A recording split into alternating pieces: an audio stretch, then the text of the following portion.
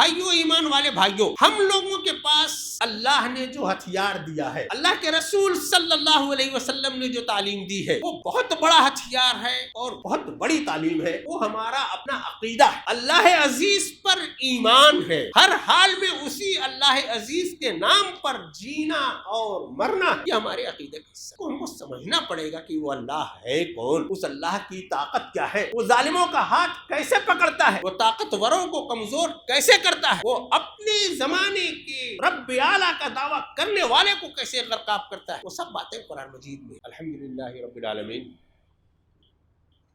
والصلاة والسلام علی رسولہ الامین وعلی آلہ وصحبہ اجمعین الی یوم الدین۔ برادران اسلام، انسانی زندگی میں سب سے زیادہ اہمیت عقیدہ کی ہوتی ہے، فیتھ کی۔ اس کی پوری زندگی کا رویہ، اخلاق، معمولات اسی عقیدے کے ارد گرد گھومتے ہیں۔ اللہ کے رسول صلی اللہ علیہ وسلم نے ارشاد فرمایا ہے کہ کل انسان یولد علی الفطرہ، ہر آدمی فطرت پر پیدا ہوتا ہے، صحیح عقیدے پر پیدا ہوتا ہے، پھر اس کے والدین اسے اپنے رنگ میں ڈھال لیتے ہیں، یہودی ہے تو یہودی بنا لیتے ہیں، عیسائی ہے تو عیسائی بنا لیتے ہیں۔ اللہ کا شکر ہے کہ ہم لوگ مسلمان گھرانے میں پیدا ہوئے، ہمارے والدین نے ہمیں کلمہ پڑھایا اور مسلمان بنا لیا، تو ہم مسلمان ہیں۔ اب ہم لوگوں کا رہن سہن، اٹھنا بیٹھنا، کھانا پینا، یہ مسلمانوں جیسا ہے۔ ہمیں اپنے اسلام کی وجہ سے اللہ کی طرف سے کچھ انعام مل رہا ہے۔ جن لوگوں کو یہ فیتھ پسند نہیں، وہ ہمارے ایمان کی ہم کو سزا دے رہے ہیں، اور یہ ایسا دنیا میں ہمیشہ ہوتا رہا ہے۔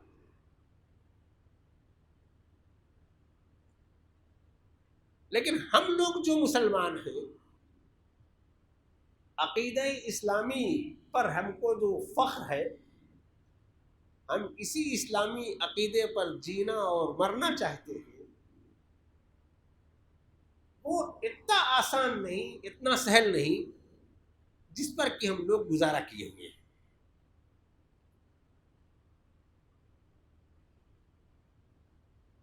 ہم نے کلمہ پڑھ لیا، نمازیوں کے ساتھ نماز پڑھنے چلے جاتے ہیں، جنازہ ہوتا ہے جنازہ پڑھ لیتے ہیں، شادی بیاہ اس طریقے پہ کر لیتے ہیں۔ عقیدہ اسلامی ہے کیا؟ ایک مسلمان کا عقیدہ کیسا ہونا چاہیے؟ لا الہ الا اللہ کا اقرار کرنے کے بعد کیا چیزیں اس کے اوپر لازم ہوتی ہیں، ان باتوں کو جاننا اور سمجھنا بھی ضروری ہے۔ تمام انبیاء کرام کا جو سلسلہ ہے، کہا جاتا ہے کہ 1,24,000 انبیاء ہے، وہ سارے انبیاء اسی ایک کام کے لیے آئے کہ انسانوں کو یہ بتائیں کہ اس کا رب کون ہے، رب کو رب ماننے کے تقاضے کیا ہیں، اس کا عقیدہ کیا ہو، وہ کس کے سامنے ڈنڈوت کرے، کس کے سامنے اپنی حاجات رکھے، کسے بالا تر ہستی مانے۔ تمام انبیاء کرام کی دعوت دی گئی۔ ہم لوگ قرآن مجید پر بہت مضبوط عقیدہ رکھتے ہیں، بہت عقیدت کے ساتھ پڑھتے ہیں۔ قرآن مجید کا ایک ایک صفحہ یہی بتانے کے لیے ہے کہ رب کیا ہے اور ربوبیت کے تقاضے کیا ہیں۔ تو جو صورتحال ہے دنیا کی، جو صورتحال ہے ملک کی، جو صورتحال ہے مسلمانوں کی، اس میں اس بات کی اہمیت بہت بڑھ جاتی ہے کہ مسلمان یہ جانے کہ اگر وہ مسلمان ہے تو کس وجہ سے ہے، مسلمان ہونے کے لیے اسے کیا کرنا ہے۔ اللہ کے رسول صلی اللہ علیہ وسلم نے اتنی جافشانی جو دین پہنچانے کے لیے ہمارے لیے کی، ہم اسلام میں داخل ہوئے تو ہمیں کیا کرنا ہے۔ تو میرے بھائیوں، یہ ہمیں شعور کے ساتھ اس کا علم حاصل کرنے کی ضرورت ہے۔ اللہ تعالیٰ نے تو قرآن مجید میں یہ کہہ دیا کہ وہی تمہارا رب ہے، اسی نے آسمان اور زمین پیدا کیا، وہی تمہارے لیے ہر طرح کا سامان زندگی مہیا کرتا ہے، اور تمام تر اختیارات اسی کے پاس ہیں۔ الا لہ الخلق والامر تبارک اللہ رب العالمین۔ تمام تر چیزیں اسی نے پیدا کی ہیں، تمام سہولیات اسی نے مہیا کی ہیں، تو اکیلے اسی کا حکم اس کائنات میں چلتا ہے تمام مخلوقات پر۔ یہ بات موٹے موٹے طور پر سب لوگ مانتے ہیں۔ اگر کچھ لوگ ایسے ہوتے ہیں نہیں مانتے تو پریشانی میں وہ بھی مانتے ہیں کہ بالاتر ہستی کوئی ہے اور وہ اللہ ہے، اس کے الگ الگ نام ہیں، لیکن بالاتر ہستی کی حکمرانی دنیا میں ہو، ہمارا ذہن، ہمارا قلب، ہمارا نظام اس کے ماتحت ہو، اس کی فکر نہیں ہوتی۔ ہم میں سے کئی لوگ رب کو تو مانتے ہیں لیکن مرضی اپنی چلاتے ہیں۔ ہم میں سے کئی لوگ رب کو رب مانتے ہیں، الہ مانتے ہیں، وہ نماز روزہ کے لیے مانتے ہیں، دنیا اپنی مرضی سے گزارتے ہیں۔ ہم میں سے کئی لوگوں کے اوپر بہت دباؤ ہے کہ ایک الہ کو، ایک اللہ کو الہ نہیں مانو گے، اتنے ڈھیر سارے جو معبود ہیں، فلاں جو نام ہے یہ تم کو کہنا پڑے گا، تو اس دباؤ کی وجہ سے وہ بھی کہہ لیتے ہیں۔ اور دنیا میں بہت ڈھیر ساری ایسی تحریکات برپا ہیں جو ذہین انسانوں کو خاص طور سے اس بات پر راغب کرتی ہیں کہ عاقل بالغ علم والے، تم کو کسی کے سامنے دنڈوت کرنے کی کیا ضرورت ہے؟ کیسا رب، کیسا الہ، کیسا خالق، کیسا مالک، تو یہ اکثر انکار کر بیٹھتے ہیں۔ اس طرح کے لوگ ہم مسلمانوں میں پائے جاتے ہیں، ہم لوگوں کے درمیان پائے جاتے ہیں، اور صورتحال یہ ہے کہ جو اس عقیدے کا دشمن ہے، جسے یہ صالح عقیدہ راس نہیں آتا، وہ سب کو ایک نظر سے دیکھتا ہے۔ وما نقموا منهم الا ان يؤمنوا بالله العزيز الحميد۔ وہ لوگ جو انتقام لے رہے ہیں، وہ لوگ جو قتل کے درپے ہیں، جن لوگوں کو قتل کیا جا رہا ہے، ان کا کوئی جرم نہیں ہے سوائے اس کے کہ وہ اللہ عزیز کا نام لے رہے ہیں۔ اس بیچارے اسد کا کیا قصور تھا؟ وہ تو دیش بھکتی کے نغمے پڑھتا تھا، ابھی زندگی کی تمام امنگیں آرزوئیں اس کی باقی تھی، وہ کسی کا بدخواہ نہیں تھا، لیکن وہ اللہ کو پیارا ہو گیا۔ اللہ تعالیٰ اسے غریب رحمت کرے۔ تو میرے بھائیوں، ایمان والے بھائیوں، ہم لوگوں کے پاس اللہ نے جو ہتھیار دیا ہے، اللہ کے رسول صلی اللہ علیہ وسلم نے جو تعلیم دی ہے، وہ بہت بڑا ہتھیار ہے اور بہت بڑی تعلیم ہے۔ وہ ہمارا اپنا عقیدہ ہے، اللہ عزیز پر ایمان ہے، ہر حال میں اسی اللہ عزیز کے نام پر جینا اور مرنا ہے۔ یہ ہمارے عقیدے کا حصہ ہے، اس کو ہم کو سمجھنا پڑے گا کہ وہ اللہ ہے کون، اس اللہ کی طاقت کیا ہے، وہ ظالموں کا ہاتھ کیسے پکڑتا ہے، وہ طاقتوروں کو کمزور کیسے کرتا ہے، وہ اپنے زمانے کے رب اعلیٰ کا دعویٰ کرنے والے کو کیسے غرقاب کرتا ہے، وہ سب باتیں قرآن مجید میں ہیں۔ تو میرے بھائیوں، ان حالات میں حالات کا مقابلہ کرنے کے لیے ہمیں سب سے پہلا جو کام کرنا ہے وہ اپنے ایمان کو ٹھیک کرنا ہے۔ ایمان کی سلامتی اور ایمان کی طاقت ہی اصل بڑا ہتھیار ہے۔ ہمیں معلوم ہونا چاہیے کہ جب ہم ربنا اللہ کہتے ہیں کہ ہمارا رب اللہ ہے، جب ہم یہ کہتے ہیں کہ اللہ تعالیٰ نے جب یہ کہا کہ اننی انا اللہ لا الہ الا انا فاعبدنی، میں اکیلا الہ ہوں، میری عبادت کرو، تو اس کا مطلب کیا ہے؟ ان باتوں کو ہمیں سمجھنا پڑے گا۔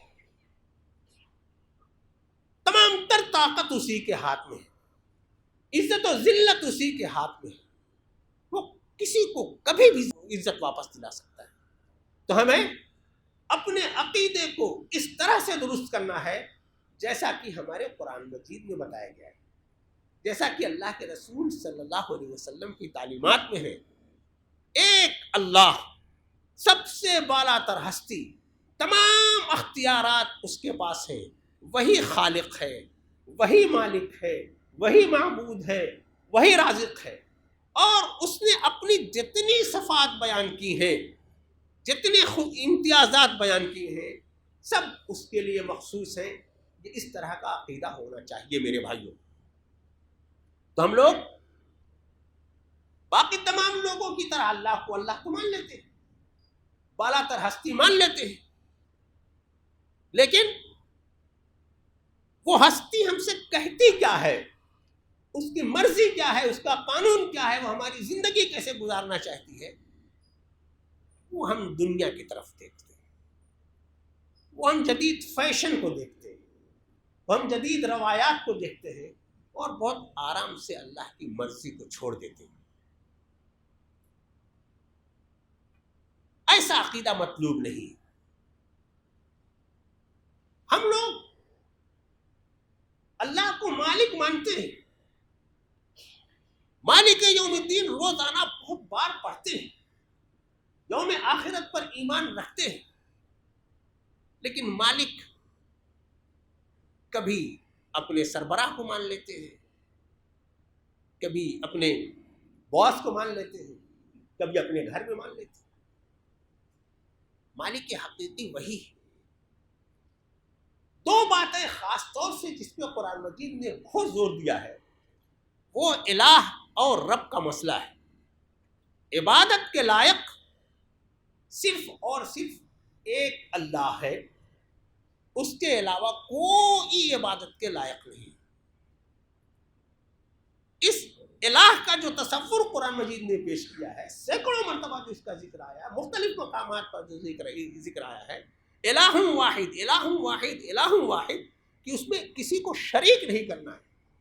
میرے بھائیو، ہم لوگوں کو دیکھنا پڑے گا اپنی عبادات کو، ہم کو دیکھنا پڑے گا۔ ہم جو سجدہ ریز ہوتے ہیں، ہم جو ہاتھ پھیلاتے ہیں، ہم جو مدد خواہ ہوتے ہیں، الہ کے علاوہ بھی کیا بہت سے لوگوں کے سامنے نہیں جھک لیتے؟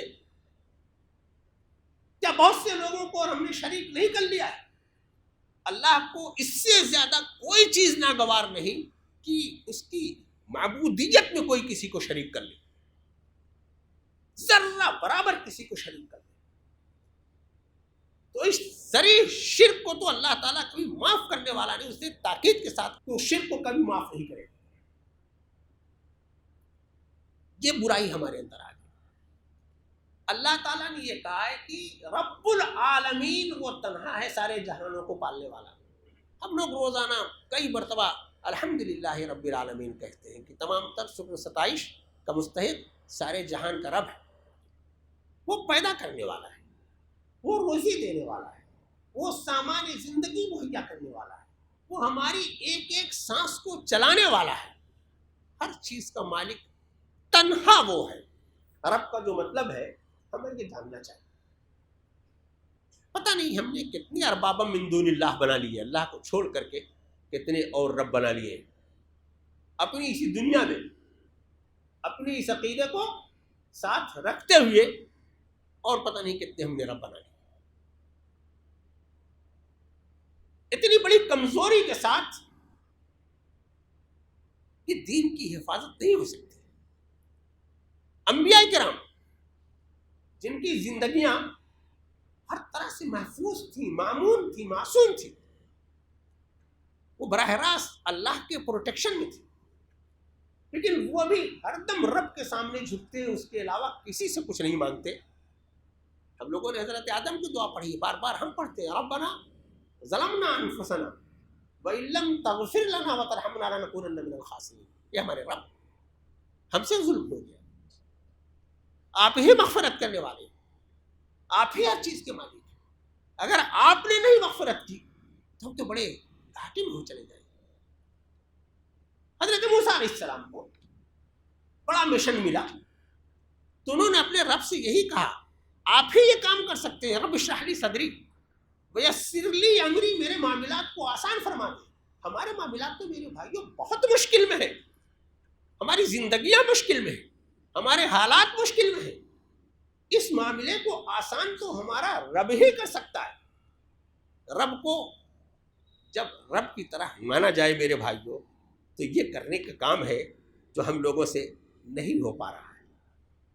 عقیدے کی تعلیم، اللہ کیا ہے، اس کی طاقت کیا ہے، ان کی صفات کیا ہے، ان تمام صفات کا علم ہونا بہت ضروری ہے.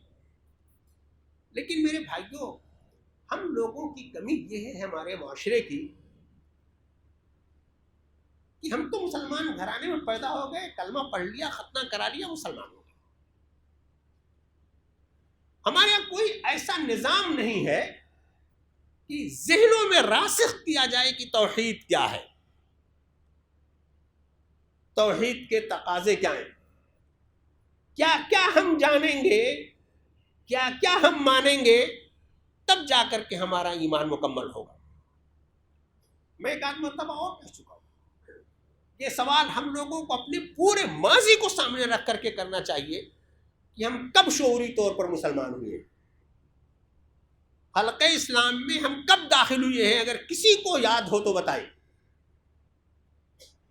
پیدا ہو گئے، لا الہ الا اللہ پڑھ لیا، اشہد ان لا الہ الا اللہ، مولوی صاحب نے، حافظ جی نے یاد کرا دیا، ہمارا وہی کلمہ چل رہا ہے. اس لا الہ الا اللہ کا مطلب کیا ہے؟ ہم نے جب اپنی زبانوں سے لا الہ الا اللہ کہا تو اس کا مطلب کیا ہے، اس کے تقاضے کیا ہیں، یہ ہم نے سمجھنے کی کوشش کی. ہم نے حدیث پاک میں پڑھ لیا کہ افضل الذکر لا الہ الا اللہ، سب سے اعلیٰ ذکر لا الہ الا اللہ ہے. تو روزانہ ہم تسبیح پر 100 مرتبہ، 200 مرتبہ، 500 مرتبہ، 1000 مرتبہ پڑھتے ہیں. ہم طواف کرتے ہیں تو لا الہ الا اللہ پڑھتے ہیں، اٹھتے بیٹھتے ہیں لا الہ الا اللہ پڑھتے ہیں. یہ لا الہ الا اللہ ہے کیا؟ کوئی معبود نہیں سوائے اللہ کے. اللہ کی طاقت کیا ہے؟ ہم نے کیا کبھی شعوری طور پر جاننے کی کوشش کی، سمجھنے کی کوشش کی؟ کیا ہمارے معاشرے میں کوئی اس کا کوئی نظم ہے؟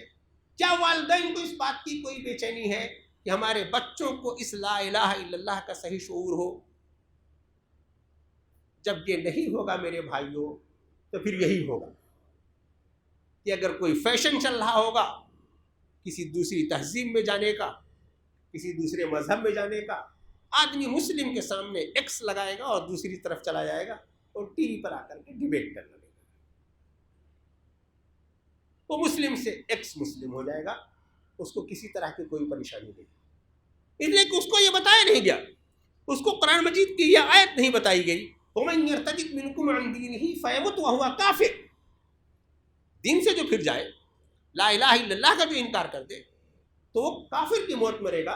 اس کو کسی نے بتایا نہیں، اس کو ڈیبیٹ کرنے کا موقع مل رہا ہے، اس کی دوسرے لوگوں کی طرف سے واہواہی ہو رہی ہے.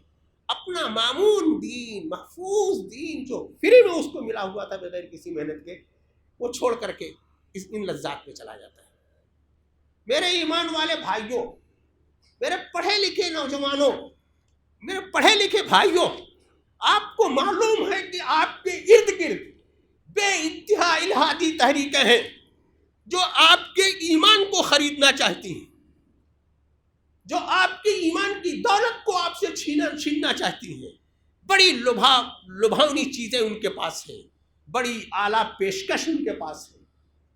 ان لذات کو بھول کر کے ہم لوگوں کو رب کی پناہ میں آنا چاہیے. جس طرح کے حالات ہیں ہمیں ان حالات سے ہمارا رب نکال سکتا ہے. اللہ تعالیٰ نے قرآن مجید میں بار بار اس طرح کے حالات کی منظر کشی کی ہے. بار بار اس میں یہی کہا ہے کہ تم رب کی طرف پلٹو، رجوع کرو، توبہ کرو، استغفار کرو، ربوبیت کے تقاضے کو سمجھو اور اسی اپنے رب کی پناہ میں آؤ اور رب سے مدد مانگو. اللہ کے رسول صلی اللہ علیہ وسلم نے جو بہت تاکید کے ساتھ فرمایا ہے کہ تمام دنیا ایک ساتھ اگر جمع ہو جائے اور تمہیں نقصان پہنچانا چاہے، اگر اللہ کی وہ مرضی نہیں ہے تو تم کو نقصان نہیں پہنچا سکتی. تمام تر دنیا، تمام تر کفر اکٹھا ہو جائے اور تمہارے ایمان کو خریدنا چاہے، تم کو فائدہ پہنچانا چاہے، وہ نہیں پہنچا سکتا اگر تم اللہ سے نہیں، اللہ کی مرضی نہیں ہوگی. تو اس لیے اللہ کے رسول صلی اللہ علیہ وسلم نے فرمایا کہ ہر دم اللہ سے مدد مانگو، اسی سے رجوع کرو. تو میرے بھائیوں، یہ گھڑی وہ ہے جہاں ہم کو اپنے ایمان کی سلامتی کی فکر کرنی ہے. ایمان کی قوت سے اپنے آپ کو مضبوط کرنا ہے. ایمان پر جینا اور ایمان پر مرنا ہمارا اصل یہی تعلیم ہم کو ہے. ہم لوگ جو دعا کرتے ہیں ربنا لا تزغ قلوبنا بعد اذ ہدیتنا وہب لنا من لدنک رحمہ انک انت الوہاب، اس کا کیا مطلب ہوتا ہے؟ دعا ہم لوگ کرتے ہیں اے ہمارے رب، تو نے ہمیں ہدایت دے دی ہے، اب ہمارے قلوب کو نہ پھیرنا. وہب لنا من لدنک رحمہ، اپنی رحمت برسا دے، تو بڑا دینے والا ہے، بڑا کرم فرما ہے. ہم لوگ دعا کرتے ہیں فاطر السماوات والارض توفنی مسلما والحقنی بالصالحین. اے اللہ، ایمان والے گھرانوں میں پیدا ہو گئے، ہمیں ایمان نصیب ہو گیا. توفنی مسلما، اسلام کی حالت میں ہی ہمارا خاتمہ کرنا اور ہمیں صالحین سے ملانا. تو میرے بھائیوں، یہ ہم سب کی پہلی بنیادی ضرورت ہے کہ یہ جو ہمارے پاس رسمی سا ایمان ہے، ہمارے پاس ہمیں ایمان کا حقیقی شعور ہو. ہم حاصل کریں ایمان کا شعور قرآن مجید پڑھ کر، اللہ کے رسول صلی اللہ علیہ وسلم کی احادیث پڑھ کر. اس سلسلے میں بہت سی کتابیں ہمارے درمیان ہیں، چھوٹی چھوٹی، جیسی کتابیں چاہیں. ہر مسلمان کے لیے ضروری ہے کہ اپنا عقیدہ درست کرے، صحیح عقیدہ. اور ہمارے عقیدے میں جو آلائشیں آ گئی ہیں ان تمام سے ہم اللہ کی پناہ مانگیں، رب سے رجوع کریں، رب سے طاقت مانگیں. وہ طاقت دینے والا ہے، وہ عزت دینے والا ہے، وہ سرفرازی دینے والا ہے، وہ انقلاب لانے والا ہے. اس نے اپنی سرزمین کو اپنے صالح لوگوں سے آپ کو وارث بنانے کا وعدہ کیا ہے، وہ اس کا وارث بنا سکتا ہے. خوب دعا فرمائیں کہ اللہ تعالیٰ ہمیں ایمان کا صحیح شعور عطا فرمائے. اللہ تعالیٰ ہمیں ایمان پر جینے کی توفیق عطا فرمائے. ہمارا خاتمہ ہو تو ایمان کی حالت میں ہمارا خاتمہ ہو.